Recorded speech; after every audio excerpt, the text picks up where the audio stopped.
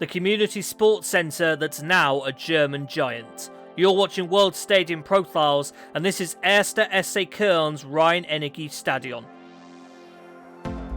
Under its current sponsorship name since 2001, the stadium has a more traditional name, Müngersdorf Stadion. This is a reference to the Müngersdorf district of Western Cologne that the stadium sits within. The stadium's history dates back over 100 years to a time in the early 1920s where the 1919 Treaty of Versailles had brought to an end Germany's period of war and led to the removal of fortifications that had been in place around the city of Cologne. With the fortifications gone, Cologne had a wide, largely unused strip of land on the western outskirts of the city that can now be put to use. The site became a green belt with plans to have a community sports centre within it. The Sportpark Müngersdorf took shape between 1920 and 1923, with plans soon announced to create a large stadium within the complex. Construction of the original Müngersdorf Stadion began in October 1921, complete just 23 months later, with official opening on the 16th of September 1923. The stadium began life in use by two local football clubs, Kölner BC 01 and Sportvereinigung Sulz 07. The two clubs stayed in place at the Cologne Stadium until after the Second World War, with the pair merging in 1948 to form the 1. SC Köln that is well known today. Die Gleisbrücke have been at the RheinEnergieStadion site ever since. Cologne had hoped to be one of the host venues for West Germany's 1974 FIFA World Cup, with plans for a complete reconstruction of the Müngersdorf Stadion to accompany it. When it became apparent the costs would be too high though, more than 4 times what was originally thought, Cologne had to withdraw their hosting plans, with Dortmund instead taking up the host city rights to that tournament.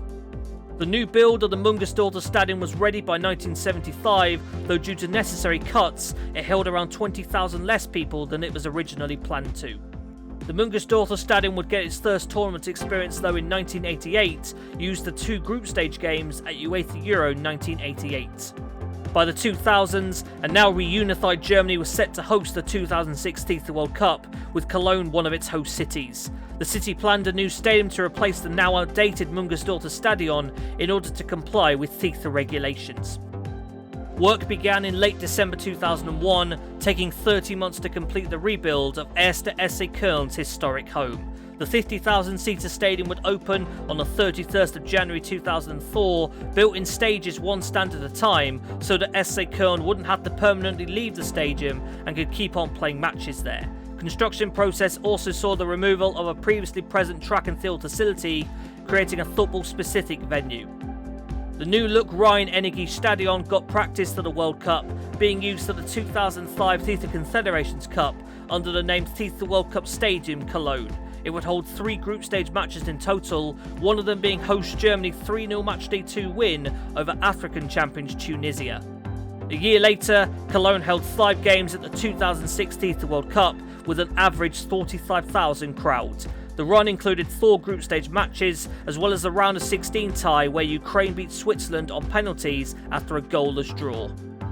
Both the old Müngersdorf Stadion and the new RheinEnergieStadion have experience with domestic and international football. Its very first Germany game had been all the way back in 1927, with its first post-war game seeing 1. SC Nuremberg beat 1. SC Kaiserslautern in front of a giant crowd of 75,000.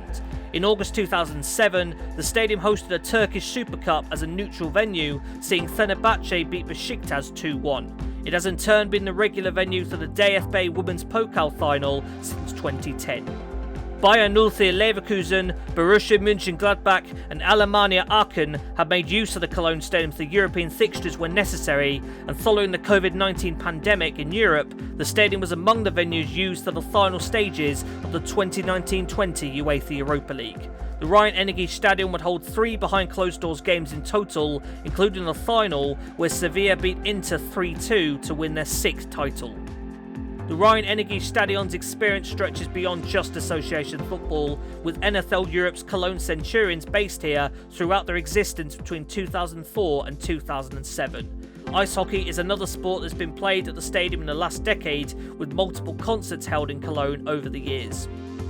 The RheinEnergieStadion nowadays sits in the heart of a complex that includes a developing velodrome, an outdoor swimming pool, an indoor swimming pool, hockey pitches, tennis courts, and athletics facilities. The complex forms part of the Deutsche Sporthochschule Köln, Germany's only sports university. Size and simplicity is the dominant characteristic with the interior of the RheinEnergieStadion, a quartet of giant two-tiered stands with partially filled-in corners. The main stand sits over to the west, with the tunnel down the front and an additional executive tier in place just below the top tier. The north stand holds within it the Erste SC Köln Museum. Standing room at the bottom of the south stand and the bottom of the northeast corner is replaced with seating for international matches. The stadium's most recent tournament experience came with being a host venue at UEFA Euro 2024. The Cologne Stadium was used for 5 total games, 4 group stage matches, as well as Spain's 4-1 win over Georgia in the round of 16. Average gates across all 5 matches stood at 42,138. Maximum capacity of the stadium at the time of writing, meanwhile, sits at 49,698. Have you had the chance to experience the RheinEnergieStadion before? Let us know in the comments below, and be sure to subscribe to the Matchday Man for more stadium profiles like this one. I'll see you then.